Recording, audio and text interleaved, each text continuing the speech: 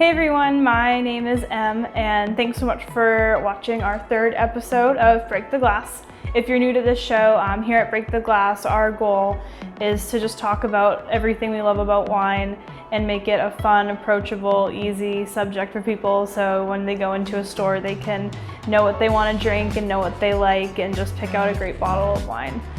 In the first episode we talked about my story in Mendoza, Argentina, and then in the second episode we talked about Old World versus New World wines, and today we're going to talk about my favorite drink, rosé.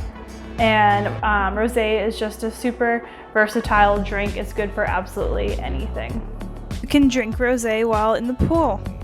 You can drink rosé while you're cooking dinner. You can even drink it while you're hanging out with Appa and watching Avatar. You can also drink rosé while watering plants. You can drink rosé while making your morning coffee. So there's a few different ways to make rosé, and today we're going to talk about two of the more popular ways that winemakers like to make their rosé. The first one being the saignée method, and saignée means to bleed in French, and we'll get into that a little bit later. And then the second way that we're going to talk about making rosé is the direct press method, and that's another really popular way that French winemakers like to make their rosé. And both of these bottles that we're going to try today, they're super accessible bottles. You can get them pretty much in any grocery store that you go to, any liquor store. Sometimes, like one day I had a bad day and I went into a gas station and I could even find Vieille Ferme in the gas station. Like, you can get them absolutely anywhere. And then they're both made in those two different winemaking methods as well. So this guy, the Vieille Ferme, is made in saignée, and this is a direct press rosé, but they're made from the same family. So we're gonna try them both and taste the differences and kind of get into how that rosé is actually made. So both of these rosés are made from the Perrin family over in France. France is like, when you think of rosé, you think of France. So I figured we'd try two different rosés from France. And so the Perrin family is this really well-established family over in France. It's actually, at this point, they're the people that are making wine for the Perrins. They're sixth generation winemakers. So 6 generations in, since the winery started in the early 1900s, they're still making wine, and now their operation's pretty large. They have so many different lines of wine, anything from like low end, like this is, I mean, it's still delicious, but La Vieille Ferme is only $8. And then the Mirival is a little bit higher, but so they make that as well. And then they even make some really big, crazy, awesome wines over in the Rhone region. And so those are really great as well. So the family, like, if you like what they make, that you just know that you can get anything for your price range from them. And they're also really into like natural, like using natural things and like low pesticides and just really clean, nice wine. So yeah, so they're really great to buy from. Okay, so let's try the La Vieille Ferme first. So this bottle is, it's only $8, so it's a really, really, really good value.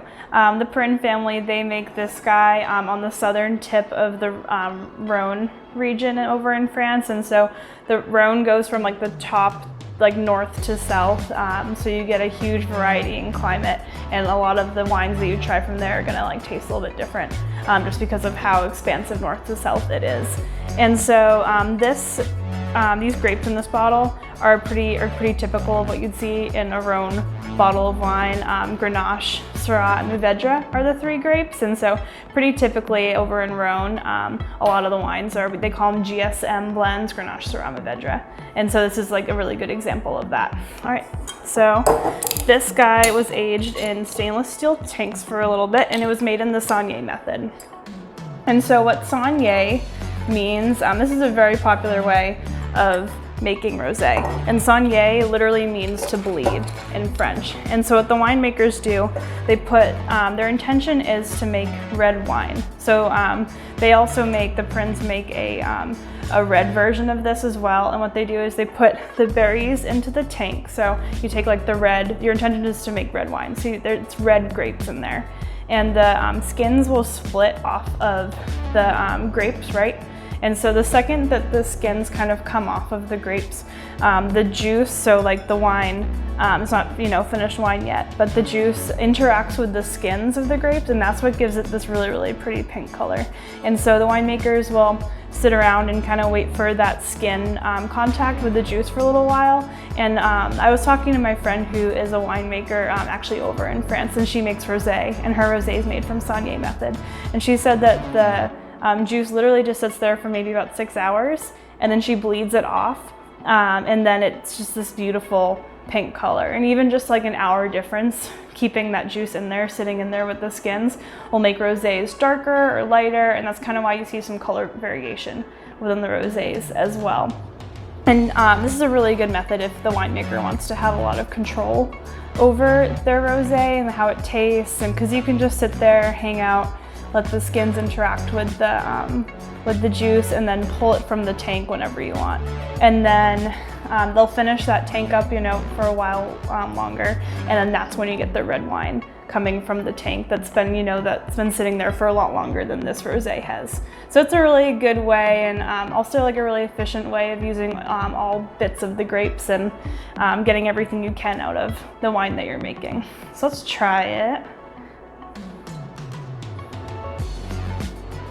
Just smells really like fresh, and like rosés are usually young, so usually like this vintage I think is 2019. Like you don't age rosés, you can drink them fresh and young, and this is what that smells like.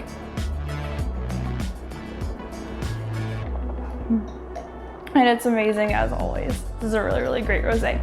It's only $8, so I would 100% suggest it. So this next wine that we're going to try is our example of a direct press style rosé, which direct press is just another way of making rosé.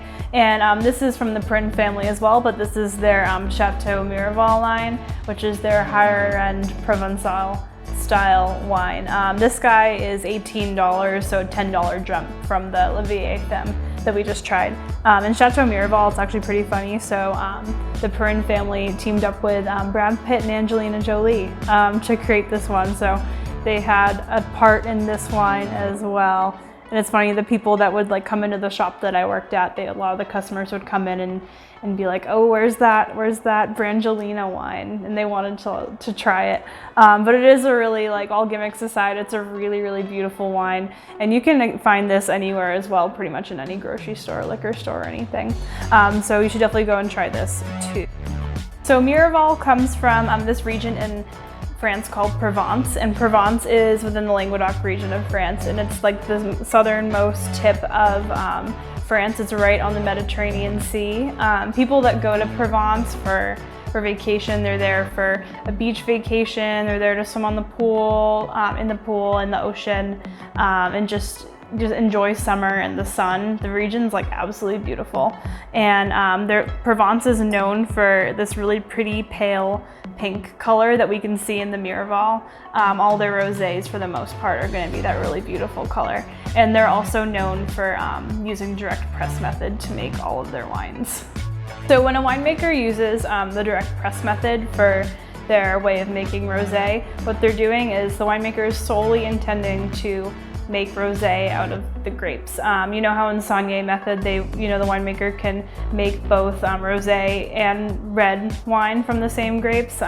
These winemakers are literally just intending to make rosé. So a lot of people like the direct press method for that reason, because it's very intentional. But so what they do is that they destem the fruit, and again, it's only red grapes. So both Saunier method and direct press are going to primarily just be red grapes. And so what they do is they destem the fruit, and then they put all of the grapes with the skins on still. So you just take the grapes and you put it on this press, and then you gently press the juice out of the grapes. And so the reason that it's even able to have this little pretty pink color is because even for the juice is interacting with the skins for even just a second, and that's what gives this nice light and pale color. So it's a really efficient way of making wine as well. It's a lot quicker than waiting around for hours upon hours during the Saunier method, but it is a little wasteful because you don't get to use all of the skins like the other winemakers do when they use Saunier. So there's good pros and cons to both of them. All right, now let's try this wine. I love that sound. Yeah, this is a really beautiful rosé. I've been excited to break this out for the episode. I don't normally get Mirival. It's amazing. It smells so good. It's a very like gentle, pretty wine. Provençal style wines are just like always like you don't need food with them. They like can go just great on their own.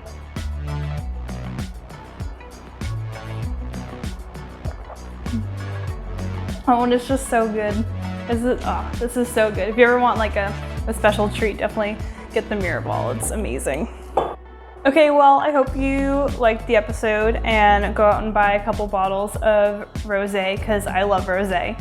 And it's just like a really versatile drink. And you know, if you're going somewhere and you don't know if someone likes white wine or if they like red wine, it's a good, you know, in-between people pleaser. And you know, if you have those friends out there that say that they only drink red wine, well, you can be like, well, rosé is actually made from red grapes, so it's another form of red wine. So ha! And I hope you do that and carry that around with you because rosé is amazing, and I hope you have a great summer and drink a lot of rosé.